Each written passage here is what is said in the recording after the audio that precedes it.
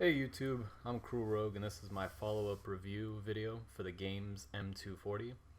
In my initial review I had a lot of positives about the system in the time that I had with it prior to the review. I have now had the M240 for several months and I have even purchased two more to fill out my setup. I really enjoyed using the M240s and I want to say that they are the best monitors you can buy for streaming, console gaming, and PC gaming at no more than 60 Hz because they only go up to 60 Hertz. I use them every day and I have identified a few issues that I have had with them. I had someone ask in the comments on the initial review if the speakers are surround sound or only stereo. I asked that question to GAEMS as I'm not really a tech guy. They responded saying that the speakers are angled so as to create that virtual surround like a sound bar. I've watched movies, played music, games, and have found the speakers to work well with the right settings, of course. So this brings me to my next issue with the equalizer settings.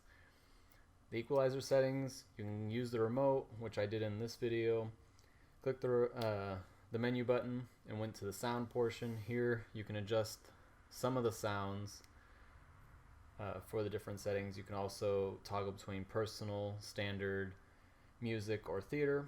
I've adjusted my own personal settings to what I think is the best sounding for music, gaming, and movies. I mentioned that in my previous review where I had to adjust them to where I thought was the best sounding. I found that each section needs a little bit more adjusting than what is there as the presets, and it does take some time to really. I have discovered at times there are latency issues with the touch buttons on the front of the GAEMS M240. As you can see, they're lit up right underneath the GAEMS logo. While you could always use the remote and have no issues, I prefer to sometimes push the button. And I've experienced it when you go to push the power on, nothing will happen, and you'll go to push the power button again right as it turns on, and it turns it back off. It only happens randomly, and it sometimes happens while it's on. And then the last issue I encountered is when I'm streaming using the HDMI out port. If my son, say, runs in naked, which he has done before, thankfully the camera wasn't angled right, or something happens where you need to cut off the stream, when I turn off the stream on the PC, the M240 screen will go black, essentially reboot, which takes, in our testing with human error, between 9 and 10 seconds.